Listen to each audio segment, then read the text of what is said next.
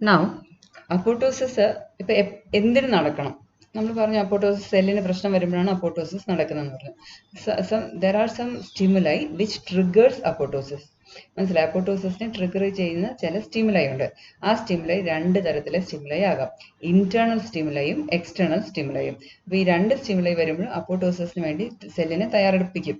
മനസ്സിലായി? അപ്പോൾ there are internal stimuli which triggers apoptosis, there are external stimuli which triggers apoptosis. External stimuli activated ആയിട്ടുള്ള apoptosis, ഇത് രണ്ടും ഈ അപ്പോട്ടോസിസ് എന്ന് പറയുന്നത് തന്നെ ഒരു സിഗ്നലിംഗ് പാത്വേയിലൂടെ നടക്കുന്ന സിഗ്നലിംഗ് സെൽ സിഗ്നലിംഗ് എന്താണെന്ന് ഞാൻ മുമ്പ് പറഞ്ഞിട്ടുണ്ട് അല്ലേ?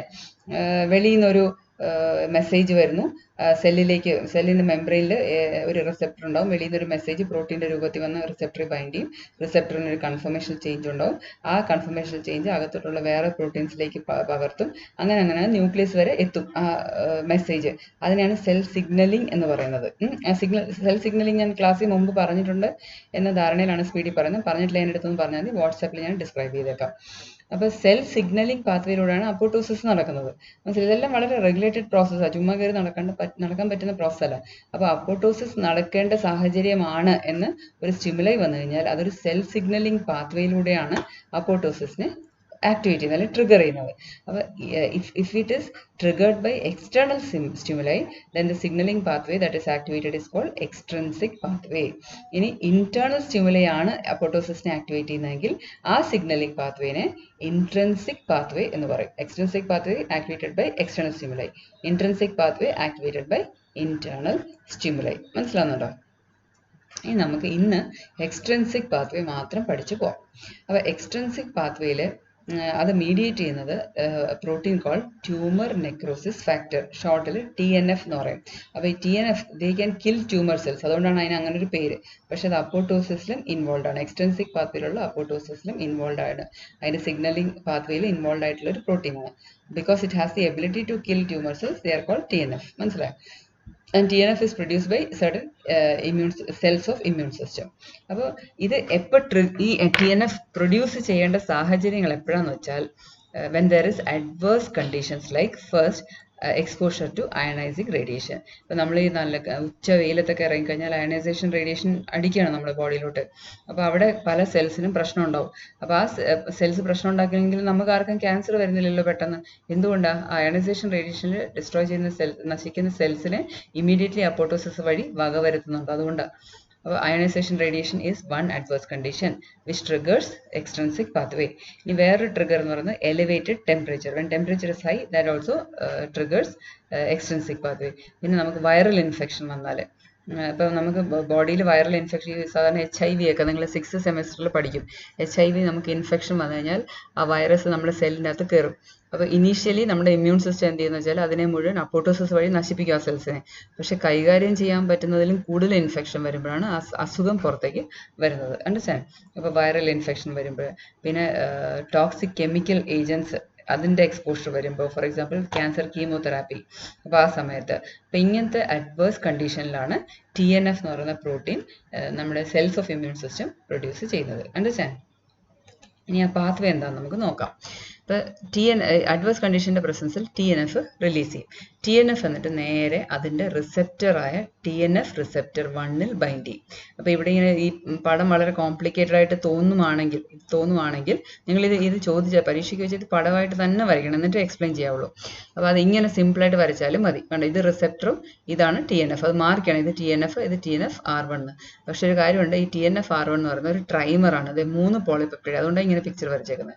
3 പോളിപെപ്റ്റൈഡുള്ള ഒരു ട്രൈമറാണ്. എന്നാലും നിങ്ങൾക്ക് വരയ്ക്കാൻ ബുദ്ധിമുട്ടുള്ള കുട്ടികൾ ഇങ്ങനെ വരച്ചാലും മതി. അതിനെ ഞാൻ സൈഡിൽ ഇങ്ങനെ പിക്ചർ കൊടുത്തേക്കുന്നത്. അപ്പോൾ TNF binds to TNF receptor 1. അത് പ്ലാസ്മ മെംബ്രെയിനിലുള്ള റിസെപ്റ്റർ. ഇത് ബൈൻഡ് ചെയ്ത ഉടനെ this will undergo a conformational change. അങ്ങനെ വരുമ്പോൾ എന്ത് പറ്റും? ഈ TNF റിസെപ്റ്ററിൻ്റെ ഭാഗമായ ഡെത്ത് ഡൊമൈൻസ് എന്ന് പറയും. ഇതിൻ്റെ ആ പ്രോട്ടീൻ്റെ ഭാഗമാണ് ഡെത്ത് ഡൊമൈൻസ്. അതിന് ചില കൺഫർമേഷണൽ ചേഞ്ചസ് സംഭവിക്കും. ആ കൺഫർമേഷണൽ ചേഞ്ചസ് വന്ന ഉടനെ അവിടെ കുറേ പ്രോട്ടീൻസ് വന്ന് റെക്രൂട്ടഡ് ആവും. മനസ്സിലായോ? പ്രോട്ടീൻസ് വന്ന് റെക്രൂട്ടഡ് ആവും. പല പ്രോട്ടീൻസ് റെക്രൂട്ടഡ് ആവും.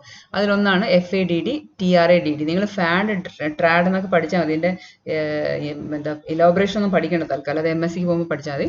You just say that many proteins are recruited at the death domains. ആ ഡെത്ത് ഡൊമെയിൻസിന് വരുന്ന കൺഫർമേഷൻ ചേഞ്ച് കാരണമാണ് ഈ പ്രോട്ടീൻസ് അവിടെ റെക്രൂട്ടഡ് ആവുന്നത്. ഒരുപാട് പ്രോട്ടീൻ വന്ന് റെക്രൂട്ടഡ് ആവും. അതിലൊന്നാണ് ഫാഡ്, വേറൊന്ന് ട്രാഡ്. അക്കൂട്ടത്തിൽ വരുന്ന വേറൊരു വളരെ ഇമ്പോർട്ടൻ്റ് ആയിട്ടുള്ള പ്രോട്ടീനാണ് പ്രോകാസ്പേസ് 8. മനസ്സിലായോ? അപ്പോൾ TNF ചെന്ന് TNF റിസപ്റ്ററി ബൈൻഡ് ചെയ്യും. റിസപ്റ്ററി ബൈൻഡ് ചെയ്തോടനെ കൺഫർമേഷൻ ചേഞ്ച് വരും. Confirmation change will result in change in confirmation of the death domains that will lead to recruitment of many proteins, among which is procaspase 8. അപ്പോൾ procaspase 8 ഇതൊന്നാണ്. മനസ്സിലായോ? അപ്പോൾ procaspase 8 എന്ന് പറയുന്നത് inactive form of caspase 8 ആണ്. ഇതിനെ activate ചെയ്യണമെങ്കിൽ ഇതിൻ്റെ ആവശ്യമില്ലാത്ത ചില പോളിപെപ്റ്റൈഡിലെ ചില കഷ്ണങ്ങൾ മുറിച്ച് കളയേണ്ടി വരും. അപ്പോൾ അത് ബോഡിയുടെ തന്നെ ഒരു സേഫ് മെക്കാനിസമാണ്. കാരണം വെച്ചാൽ പ്രോകാസ്പേസ് 8 ആയിട്ട് അത് കറങ്ങി നടന്നില്ല എന്ന് പറ്റും വെച്ചാൽ ഇത് ആക്ടിവേറ്റ് ആയാൽ കാണുന്ന സെൽസിനെയൊക്കെ ചിലപ്പോൾ നശിപ്പിച്ച് കളയും. അതുകൊണ്ടാണ് ആ ബോഡി അതിന് ഇനാക്റ്റീവ് ഫോമിൽ വെച്ചേക്കുന്നത്. എപ്പോൾ ആവശ്യം വരുന്നോ അന്നേരം ആക്ടിവേറ്റ് ചെയ്താൽ മതി. അപ്പോൾ ഈ സാഹചര്യം ഒരു ആവശ്യമുള്ള സാഹചര്യമാണ്. അപ്പോൾ പ്രോകാസ്പേസ് 8 വന്ന് ബൈൻഡ് ചെയ്തിട്ട് അവർക്ക് തന്നെ അവരെ ക്ലീവ് ചെയ്യാനുള്ള കപ്പാസിറ്റി ഉണ്ട്, സെൽഫ് ക്ലീവിങ് കപ്പാസിറ്റി ഉണ്ട്. ഇവിടെ 2 പ്രോട്ടീൻസിലെ അപ്പോൾ ഇവർ അങ്ങോട്ടും ഇങ്ങോട്ടും ക്ലീവ് ചെയ്ത് ഇതിൻ്റെ ആവശ്യമില്ലാത്ത സീക്വൻസ് ഒക്കെ കട്ട് ചെയ്ത് കഴിയുമ്പം this is activated to initiator caspase 8. Okay, initiator caspase 8 ആയിക്കഴിഞ്ഞാൽ this will activate executioner procaspases. മനസ്സിലായോ? Execution procaspases is then later activated to executioner caspase. Procaspase എന്ന് വെച്ചാൽ കാസ്പേസിന്റെ പ്രിക്കേഴ്സർ എന്നർത്ഥം. Executioner caspase and this will result in apoptosis അഥവാ cell death. ഇതൊന്നുകൂടെ ഞാൻ പറയട്ടെ. TNF binds to TNF receptor, that will lead to a conformational change. Therefore the conformational change happens to death domains also. ഈ death domain ആണ് TNF-R1 ന്റെ ഭാഗമാണ്. This will lead to a conformational change will lead to recruitment of many proteins, out of which one is procaspase 8. Procaspase 8 undergoes cleavage, they do self cleaving and is activated to initiator caspase 8. ഇതിന്റെ active ഫോമാണ് initiator caspase 8. That will activate executioner procaspases, which is then activated to executioner caspase, and this will result in apoptosis. അപ്പോൾ ശ്രദ്ധിച്ചോണം, extrinsic pathway trigger ചെയ്യുന്നത് TNF ആൽഫയാണ്. അതിൽ involve ആയിട്ടുള്ള caspase എന്ന് പറയുന്നത് caspase 8 ആണെന്ന് പ്രത്യേകം ശ്രദ്ധിച്ചോണം.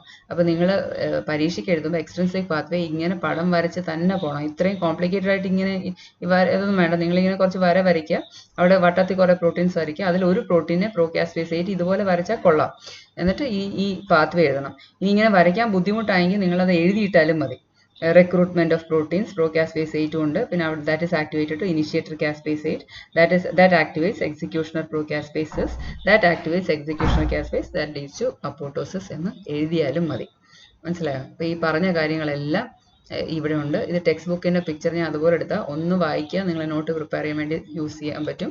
പിന്നെ ആ നടക്കുന്ന ഓരോ സ്റ്റെപ്സും ഇവിടെ ഡിസ്ക്രൈബ് ചെയ്തിട്ടുണ്ട്. മനസ്സിലായ? ആ പടത്തിൽ നമ്മൾ കാണിച്ചിരിക്കുന്ന ഓരോ സ്റ്റെപ്പും ഇവിടെ ഡിസ്ക്രൈബ് ചെയ്തിട്ടുണ്ട്. വീഡിയോ പോസ് ചെയ്ത് നോക്കി നോട്ട് പ്രിപ്പയർ ചെയ്താൽ മതി. ഇതും അത് തന്നെയാണ്. മനസ്സിലായോ? ഇത് അതിൻ്റെ ബാക്കി ആ പിക്ചറിൽ കാണിച്ചേക്കുന്ന സിഗ്നലിംഗ് പാത്വേ ആണ് ഇവിടെ ഡിസ്ക്രൈബ് ചെയ്തേക്കുന്നത്. ഈ പറഞ്ഞതിൽ എന്തെങ്കിലും സംശയം ഉണ്ടെങ്കിൽ നിങ്ങൾ ചോദിച്ചാൽ മതി കേട്ടോ. ഇത് essay ആയിട്ട് വരാൻ സാധ്യതയുള്ളത്. അപ്പോട്ടോസിസ് ഒക്കെ essay ആയിട്ട് വന്നാൽ ഞാൻ ഈ പറഞ്ഞ സകല പോയിന്റ്സ് നിങ്ങൾ എഴുതിയാൽ മാത്രമേ നിങ്ങൾക്ക് ഫുൾ മാർക്സ് കിട്ടുകയുള്ളൂ. ഓക്കെ, അപ്പോൾ ഇന്നത്തേക്ക് നമുക്ക് ഇവിടെ നിർത്താം.